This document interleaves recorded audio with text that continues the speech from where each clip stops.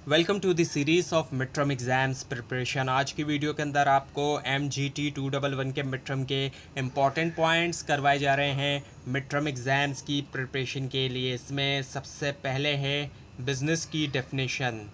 ये कोर्स ही introduction to business है, तो बिज़नेस की डेफिनेशन भी इसके अंदर बहुत इंपॉर्टेंट है जो कि आती है। अकॉर्डिंग टू एल एच हैनी के मुताबिक जो है वो बिज़नेस को जो है वो डिफ़ाइन किया जा सकता है as a human activities directed toward providing और एक्वायरिंग वेल्थ, यानी कि ऐसी ह्यूमन एक्टिविटीज़ जिनके ज़रिए क्या होता है कि प्रोवाइड किया जाता है या एक्वायर किया जाता है wealth through buying and selling of good. यानी कि वेल्थ को हासिल किया जा रहा है किस तरीके से, बाइंग और सेलिंग ऑफ गुड्स के ज़रिए सामान को ख़रीदा और बेचा जा रहा है, यानी कि तिजारत जिसको हम कहते हैं वो की जा रही है। और जेम्स स्टीफनसन के मुताबिक every human activity which is engage in for the sake of earning profit में बी कॉल्ड बिजनेस। इनके मुताबिक कोई भी ऐसी ह्यूमन एक्टिविटी जिसका मकसद जो है वो प्रॉफिट को अर्न करना है वो बिज़नेस कहलाई जाती है। ये दो डेफिनेशन है जो है वो बिज़नेस की। अब है जेनेटिक इंडस्ट्रीज़, इससे रिलेटेड भी क्वेश्चन आते हैं। ये वो इंडस्ट्रीज़ होती हैं जो कि इंगेज होती हैं रिप्रोड्यूस करने के अंदर एंड मल्टीप्लाई करना सर्टेन स्पीशीज़ एनिमल्स की और प्लांट्स की। इसकी बहुत कॉमन एग्जांपल जो है वो पोल्ट्री फार्म है, और इसके अलावा फ़िशिंग फार्म्स भी है, डेयरी फार्म्स भी है, प्लांट नर्सरीज है। ज़्यादातर जो फार्मिंग वगैरह का जो बिज़नेस किया जाता है, जो फार्मिंग की जाती है, वो जेनेटिक इंडस्ट्री के अंदर आता है। फार्म्स का आपने ज़रूर सुना होगा, फार्मिंग के बारे में भी। जो फार्मिंग की जाती है जानवरों की, तो वो जेनेटिक इंडस्ट्री में है। उसके बाद है फिर सर्विस इंडस्ट्रीज़। अब सर्विस इंडस्ट्रीज़ की अगर हम बात करें इसमें वो तमाम इंडस्ट्रीज़ आ जाती हैं जो कि प्रोवाइड करते हैं सर्विसेज, प्रोफेशनल सर्विसेज प्रोवाइड करते हैं। और प्रोफेशनल सर्विसेज कौन लोग प्रोवाइड करते हैं, जैसे कि लॉयर के पास लोग जाते हैं, वो प्रोवाइड करते हैं। डॉक्टर्स के पास जाते हैं, ज़ाहिर बात है डॉक्टर कोई प्रोडक्ट नहीं बेचता, वो एक अलग बात है कि वो मेडिसिन अगर सेल करे तो एक अलग बात है, लेकिन वो अपनी सर्विसेज प्रोवाइड कर रहा है, वो भी सर्विस इंडस्ट्री में डॉक्टर आ जाता है। इसी तरह टीचर्स जो होते हैं वो भी ज़ाहिर बात है अपनी सर्विसेज प्रोवाइड करते हैं। और टीचर भी नॉर्मली तो कोई प्रोडक्ट नहीं बेचते, वो एक अलग बात है उनके नोट्स वगैरह हों या फिर कोई और उनके लेसन्स वगैरह को वो सेल करें। सो अब होलसेल ट्रेडिंग जो है वो होलसेल होती है, रिटेल भी होती है। होलसेल के अंदर क्या होता है कि सेलिंग की जाती है गुड्स की लार्ज क्वांटिटीज़ में शॉपकीपर्स को, यानी कि बहुत बड़ी मिकदार में जो है वो आप देखते हैं कि होलसेलर्स जो होते हैं वो क्या करते हैं, बड़ी बड़ी मिकदार में जो है वो सामान बेच रहे होते हैं। अगर होलसेलर से कोई ख़रीदता है तो वो ज़ाहिर बात है ख़रीद तो कोई भी सकता है होलसेलर से, ऐसा नहीं होता कि वो सेलेक्टेड लोगों को ही सेल करते हैं, लेकिन उनसे ख़रीदने के लिए लार्ज क्वांटिटी में ख़रीदना होता है, बल्क में सामान उनसे ख़रीदना पड़ता है अगर कोई होलसेलर से ख़रीदना चाहता है। तो नॉर्मली तौर पे तो शॉपकीपर्स ख़रीदते हैं, बाकी और अपने घर के लिए भी लोग सामान ख़रीद सकते हैं, लेकिन नॉर्मली तौर पे शॉपकीपर्स जो है वो ख़रीदते हैं इनसे, और वो ज़ाहिर बात है रीसेल करते हैं, जो डायरेक्ट जो कंज्यूमर होते हैं उनको करते हैं। होलसेलर जो है वो एक तरह का ब्रिज होता है प्रोड्यूसर्स और रिटेलर्स के दरमियान, क्योंकि प्रोड्यूसर नॉर्मली तौर पर डायरेक्ट माल नहीं बेचता, क्या कहते हैं, रिटेलर्स को। नॉर्मली तौर पे ऐसा ही होता है, क्योंकि होलसेलर जो होते हैं, होलसेलर मंगवाते हैं सामान प्रोड्यूसर्स से, जहाँ पे सामान बन रहा होता है वहाँ से सामान होलसेलर्स के पास आता है और फिर रिटेलर के पास जाता है। अब ये कि फाइनेंस जो है एक लार्ज अमाउंट जो है वो ज़रूरी होता है सेटअप करने के लिए, इंडस्ट्री लगाने के लिए। और फाइनेंशियल इंस्टीट्यूशंस जो होते हैं वो प्रोवाइड करते हैं लॉन्ग टर्म फाइनेंस प्रोड्यूसर्स को। और फाइनेंशियल इंस्टीट्यूशन में जो एक बहुत ही कॉमन जो इंस्टीट्यूट है वो बैंक होता है जो प्रोवाइड करता है finance.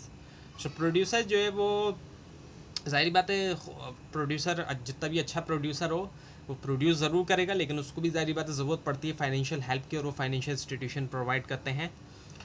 Now the partnership. Partnership act 1932 के मुताबिक पार्टनरशिप जो है वो क्या होता है, रिलेशन होता है बिटवीन द पर्सनस, लोगों के दरमियान रिलेशन होता है। और वो कौन होते हैं लोग, वो ज़ाहिर बात है पार्टनर होते हैं, और वो एग्री होते हैं कि वो शेयर करेंगे प्रॉफिट जो है बिज़नेस का, कैरीड ऑन बाय ऑल, यानी कि तमाम के तमाम या तो कैरी करेंगे उसको, या फिर any of them acting for all, कोई उनमें से कोई चंद लोग भी कर सकते हैं। पार्टनरशिप असल में है ही क्या है कि एक से ज़्यादा, या ज़ाहिर बात है 2 लोग एटलीस्ट होने चाहिए, और मैक्सिमम जो है वो 20 भी कहते हैं कि पार्टनर्स हो सकते हैं।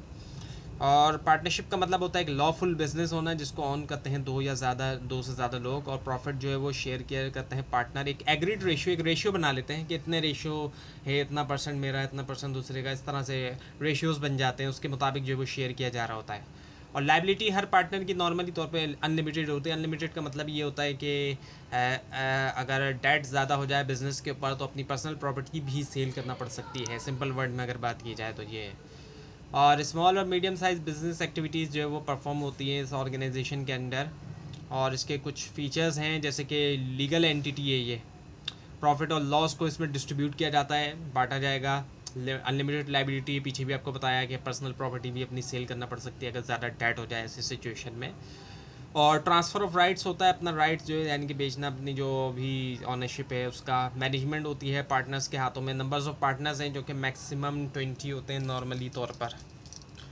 जॉइंट स्टॉक कंपनी की बात करें तो एसी थॉमस के मुताबिक कंपनी जो है वो एक इनकॉर्पोरेटेड एसोसिएशन होती है पर्सनस की, लोगों की जो बनाते हैं, formed usually for the pursuit of some commercial purposes. और जाहिर बात है इसको कुछ कमर्शियल पर्पसेस के लिए इसको बनाया जाता है। अब जो कंपनी होती है ये आर्टिफिशियल लीगल पर्सन है, कंपनी ऑनर्स से अलग है, ऑनर अलग हैं और कंपनी अलग है। कंपनी का जो पर्पस है वो यही है कि ये जो है अलग है, कंपनी के नाम से कोई जाहिर बात है कोई चीज़ ख़रीदता अगर कंपनी में, कंपनी के नाम से भी ख़रीदे जा सकती है, वहाँ पे किसी ह्यूमन की जगह कंपनी का नाम भी यूज़ किया जा सकता है। तो कंपनी खुद एक एंटिटी है, जिस तरह इंसान खुद एक एंटिटी है, खुद एक शख्सियत है, इस तरह कंपनी को भी एक तरह से हम कह सकते हैं कि वो भी एक तरह से किसी शख्स की तरह है कंपनी। लेकिन ज़ाहिर बात है कंपनी खुद से नहीं चल सकती, कंपनी को चलाया जाता है, इंसान ही चलाएंगे। जिस तरह से कोई गाड़ी खुद से नहीं चल सकती, चलाएगा तो इंसान ही उसको भी। सो जॉइंट स्टॉक कंपनी एक वॉलेंट्री एसोसिएशन होती है लोगों की, जिसको लॉ के ज़रिए क्रिएट किया जाता है, रजिस्ट्रेशन के बगैर ज़ाहिर बात है नहीं हो सकती। जिस कंट्री का जो भी कानून होता है कंपनी का उसके मुताबिक ही इसको बनाया जाता है। और ये सेपरेट लीगल एंटिटी होती है, जैसे कि आपको बताया गया कि ऑनर्स अलग हैं और कंपनी अलग है। यहाँ पर ऑनर के नाम पे कोई केस नहीं करेगा अगर कंपनी भी केस कर रहा है, बल्कि वो कंपनी के नाम से केस करता है कोई। So in the joint stock company the work of organization began. अच्छा, वर्क तो पहले ही शुरू हो जाता है, इससे पहले कि इनकॉर्पोरेशन करें जो प्रोमोटर्स होते हैं, एंड और कंटिन्यू रहता है इनकॉर्पोरेशन के बाद। और इसके जो फीचर्स हैं वो भी ज़ाहिर बात है कुछ इस तरीके से कि क्रिएशन ऑफ लॉ है, जिस कंट्री का जो भी कंपनी का मुतालिक कानून होता है उसके मुताबिक इसको बनाया जाता है। सेपरेट लीगल एंटिटी, ऑनर्स अलग हैं और कंपनी ज़ाहिर बात है अलग कंसिडर की जाएगी। लाइबिलिटी लिमिटेड है। ट्रांसफरेबिलिटी ऑफ शेयर्स होता है, शेयर्स को ट्रांसफ़र किया जाता है, यानी कि शेयर्स सेल होते हैं नॉर्मली तौर पे। इसके जो शेयर्स होते हैं स्पेशली जो प्राइवेट पब्लिक लिमिटेड कंपनी होती है, इसके शेयर्स बाकायदा स्टॉक मार्केट पे, शेयर मार्केट पे बिकते हैं, जिस तरह से पाकिस्तान स्टॉक एक्सचेंज है। सो स्टॉक एक्सचेंज में इसके शेयर्स जो है कंपनीज़ के बिक रहे होते हैं। आप देखते हैं कि कई सारे कंपनीज़ के शेयर्स बिकते हैं और जो भी शेयर होल्डर होते हैं वो उनको भी ऑनर्स ही कंसिडर किया जाएगा। नंबर ऑफ़ मेंबर्स कह लें, ऑनर कह लें, वो कंसिडर किया जाता है। और जो प्राइवेट पब्लिक लिमिटेड कंपनी है उसमें कोई लिमिट नहीं है कि कितने भी ऑनर्स हो, ऑनर्स कितने भी हो सकते हैं। और कॉमन सील होती है ये। Now the sole proprietorship. अब सोल प्रोप्राइटरशिप क्या है, ये जो है DWT स्टैफोर्ड के मुताबिक अगर हम इसकी डेफिनेशन को देखें तो ये सिंपलेस्ट फॉर्म है बिजनेस ऑर्गेनाइजेशन की। एक बिल्कुल ही सिंपल, आसान सी और सादी सी फॉर्म है जिसको ऑन करते हैं और कंट्रोल करता है बाय वन मैन। कोई एक ही शख्स इसको जो है वो कंट्रोल भी करता है, ऑन करता है, सिर्फ एक ही ऑनर होता है इसका। सिंपल बात यही है और वही ज़ाहिर बात है कंट्रोल करता है। और पार्टनरशिप जो है वो रिलेशन होता है between the person, I think ये रिपीट हुआ है, जो कि एग्री होते हैं शेयर करने के लिए प्रॉफिट बिजनेस का, जिसको कोई एक भी चला सकता है या सब तमाम के तमाम भी चलाएंगे। अच्छा, लिमिटेड पार्टनर भी होते हैं, ऐसे पार्टनर जिनकी लाइबिलिटीज़ जो है वो लिमिट होती है जितना उन्होंने शेयर लगाया है बिज़नेस में। यानी ये ऐसे पार्टनर होते हैं कि अगर बिज़नेस का डेट ज़्यादा हो जाए, पार्टनरशिप की जो फर्म है उससे ज़्यादा डेट अगर चढ़ भी जाए, तो तब भी इन्होंने जितना इन्वेस्ट किया है ये उतने ही के लायबल होंगे। ऐसा नहीं होगा कि इनको अपनी प्राइवेट प्रॉपर्टी भी सेल करना पड़े।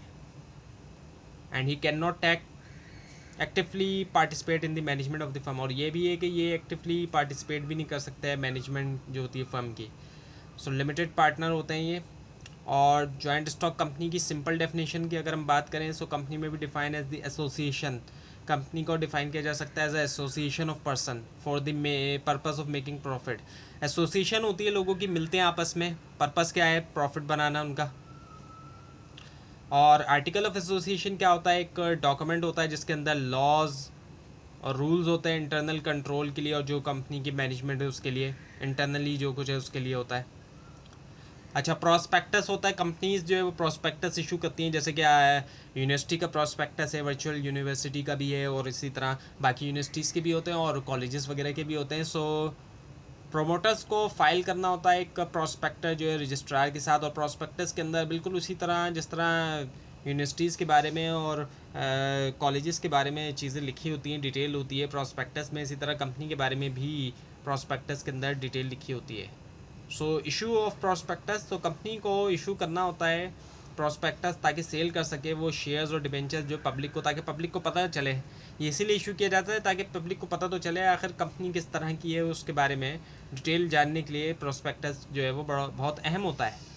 अब एनुअल जनरल मीटिंग जो कि कंपनी में होती है, सो 158 जो सेक्शन है कंपनी ऑर्डिनेंस का, हर कंपनी को लाजमी जो है वो करना होती है एनुअल जनरल मीटिंग जो है उसकी शेयर होल्डर की साल में एक बार लाजमी तौर पे करना होगी। और मीटिंग जो है वो प्रोवाइड करती है अपॉर्चुनिटी की एवेल्यूएट किया जाए, एग्जामिन किया जाए, मेजर किया जाए जो एफिशिएंसी होती है डायरेक्टर की और जो दूसरे ऑफिसर होते हैं चलाने में जो कंपनी के अफेयर्स हैं उनको। अब है वाइंडिंग अप। सो सेक्शन 3045 के मुताबिक एक कंपनी जो है वो वाइंड अप हो सकती है कोर्ट से if it does not hold 2 consecutive, अगर वो जो है लगातार जो है 2 बार एनुअल जनरल मीटिंग ना करे तो तब। और फिर एक रिज़र्व कैपिटल, ये वो कैपिटल होता है जो कि रिज़र्व होता है किसी अनएक्सपेक्टेड इवेंट के लिए, ऐसा इवेंट जो अचानक से आ जाए या फिर कोई फ्यूचर नीड के लिए, इसको हम रिज़र्व कैपिटल कहते हैं। And company decide not to call up some part of the uncalled called up capital until winding up. Winding up से पहले कॉल अप नहीं करती कंपनी इसका जो कुछ हिस्सा होता है अनकॉल अप कैपिटल का। और इसको नॉर्मली तौर पर रखा जाता है पेमेंट के लिए डेट्स की, जब वाइंडिंग अप किया जा रहा होता है, क्योंकि जो भी डेट्स वगैरह होते हैं, जो भी कर्जे होते हैं कंपनी के ऊपर। नाउ द फ्रेंचाइजिंग, फ्रेंचाइज आप देखते हैं कई सारे फ्रेंचाइज आपको दिखाई देते हैं, स्पेशली जो नेटवर्किंग कंपनीज़ हैं उनके, इसके अलावा फास्ट फूड्स के भी फ्रेंचाइज होते हैं। सो फ्रेंचाइजिंग क्या है, एक एग्रीमेंट होता है 2 पार्टीज़ के दरमियान जिसमें एक पार्टी जो है वो राइट देती है दूसरी पार्टी को, यानी कि एक पार्टी ने दूसरी पार्टी को राइट दिया होता है फ्रेंचाइजिंग के अंदर। Now the balance of payment, अब बैलेंस ऑफ पेमेंट क्या है, ये इकोनॉमिक्स का अगर कोर्स आपने पढ़ा है तो उसमें तो काफ़ी इसकी डिटेल है, लेकिन चलें अब यहाँ पर जो आपने समझना है मेन चीज़ वो ये है कि टोटल रिसिप्ट्स में से जब हम टोटल पेमेंट्स को माइनस करते हैं तो बैलेंस ऑफ पेमेंट है। जब इंटरनेशनल ट्रेड होती है वहाँ पर जब टोटल रिसिप्ट होती है टोटल पेमेंट, अगर टोटल रिसिप्ट्स में से टोटल पेमेंट को माइनस करेंगे तो जो फिगर आएगी वो बैलेंस ऑफ पेमेंट होती है। अगर रिसिप्ट ज़्यादा होंगी बैलेंस ऑफ पेमेंट फेवरेबल, और पेमेंट ज़्यादा होगी तो बैलेंस ऑफ पेमेंट अनफेवरेबल। सो ये चीज़ें जो है वो बहुत अहम होती हैं। अब है सब्सिडीज़। सब्सिडीज़ क्या होती हैं, कंसेशंस जो कि प्रोवाइड किया जाता है एक कंट्री अपने प्रोड्यूसर को, अपने मुल्क के प्रोड्यूसर को कुछ कंसेशन दिया जाता है, कुछ एक तरह से छूट दी जाती है एक तरह से, ताकि अपने मुल्क के प्रोड्यूसर को, ताकि अपनी मुल्क की इकोनॉमी को प्रोटेक्ट किया जाए। अब ऐसे लेकिन ये उन प्रोड्यूसर को दिया जाता है जो एक्सपोर्ट करने वाले प्रोड्यूसर को, ताकि नॉर्मली तौर पे तो एक्सपोर्ट करने वालों को दिया जाएगा तो ताकि जब इंटरनेशनल मार्केट में सामान जाएगा, एक्सपोर्ट किया जाएगा तो अच्छा कंपटीशन हो सके और अच्छे प्राइस पे बेचे जा सके, जो सामान है उसको इंटरनेशनल मार्केट में कम्पीट हो सके। अगर किसी और कंट्री को, ज़ाहिर बात है और कंट्री से सामान जो है वो सस्ते में मिलेगा तो फिर जो है ज़ाहिर बात है जहाँ का सामान सस्ता होगा तो वहीं का ही सामान इंटरनेशनली बिकेगा। तो इसी वजह से कंसेशन दी जाती है अपने मुल्क के प्रोड्यूसर्स को ताकि वो सामान जो है वो एक्सपोर्ट करे, और एक्सपोर्ट करने से ज़ाहिर बात है कि इकॉनमी जो है वो किसी भी कंट्री की ग्रो करती है। अब है बिज़नेस एथिक्स। तो एथिक्स जो है वो बेसिक बिलीव है एक कंपनी जो है वो डिसाइड करती है कि परस्यू करे इम्प्लीमेंट करे ड्यूरिंग कोर्स ऑफ एक्शन। और वैलिडेशन, अच्छा वैलिडेशन जो है वो क्या है, प्रोसेस है चेक करने का एप्रोप्रिएटनेस जो होती है किसी मेथड की या टूल की, यानी कि किस हद तक जो है कोई भी मेथड या टूल जो है वो सही है, to what extent it can satisfy कि वो सेटिस्फाई कर सके जो एक्चुअल रिक्वायरमेंट होती है या फिर फिट हो सके प्रैक्टिकल रियलिटीज़ में। और 3 फॉर्म है वैलिडिटी के जनरल में, कंटेंट वैलिडिटी होती है, कॉन्टेक्स्ट वैलिडिटी और फेस वैलिडिटी होती है। 3 तरह की वैलिडिटी हो गई। अच्छा, आप हाइजीन फैक्टर्स होते हैं और मोटिवेटर्स होते हैं। फैक्टर्स जो कि ज़रूरी होते हैं एम्प्लॉयज़ को रखने के लिए ऑर्गेनाइजेशन में, उनको हम हाइजीन फैक्टर कहते हैं। और ऐसे फैक्टर है जिनसे हाई प्रोडक्टिविटी मिले, वो कहलाए जाते हैं मोटिवेटर। सो हाइजीन और motivator. So now the management by objectives, MBO भी कहा जाता है। सेट ऑफ प्रोसीजर है जिसके अंदर जो है वो क्या है, शामिल है दोनों मैनेजर्स भी और सबॉर्डिनेट भी, गोल सेट करने के अंदर और इवेल्यूएट करने में प्रोग्रेस। एक्सपर्ट जो है एग्री वाट मोटिवेशन, एग्री करते हैं कि मोटिवेशन जो है वो बिगेस्ट एडवांटेज होता है मोटिवेशन एमबीओ का, अगर उसको प्रॉपरली तौर पे यूज़ करेंगे तो। अब है ऑटोक्रेटिक स्टाइल। सो ये ऐसा मैनेजरियल स्टाइल होता है जिसके अंदर मैनेजर जो है जनरली इशू करते हैं ऑर्डर्स और एक्सपेक्ट करते हैं उसको कि वो ओबे किया जाए बगैर किसी क्वेश्चन के। अब हमारे यहाँ नॉर्मली तौर पे आप देखते हैं जो स्टाइल अभी तक फॉलो किया जा रहा है वो ऑटोक्रेटिक टाइप का स्टाइल फॉलो किया जा रहा है, जिसमें ज़्यादातर मैनेजर्स का हमारे यहाँ यही सोच होती है कि जो भी वो ऑर्डर इशू कर रहे हैं उसको बगैर किसी क्वेश्चन के एक्सेप्ट किया जाए। जिस तरह किसी दौर में बादशाह करते थे कि बगैर किसी क्वेश्चन के माना जाए उनके जो भी ऑर्डर्स हैं, तो इसी तरह हमारे यहाँ भी मैनेजर्स की सोच भी कुछ उसी तरह की ही अभी तक चलती आ रही है, जिस तरह की बादशाहों की या फिर किसी डिक्टेटर वगैरह की मैंटेलिटी है। लेकिन कई सारे मैनेजर ऐसे भी हैं जो कि इस स्टाइल से हटके भी होते हैं। तो ये थी आज की वीडियो। आपको इस बारे में कोई क्वेश्चन है, खासतौर पर इसमें कोई मिस्टेक दिखाई दे, ज़रूर हाईलाइट कीजिए। और इस पूरी सीरीज़ को देखने के लिए और मिड टर्म और फाइनल टर्म एग्जाम्स की प्रिपरेशन के लिए इस चैनल को सब्सक्राइब कीजिए, बेल आइकन के ऊपर क्लिक कीजिए। Thanks for watching this video and best of luck for your exams.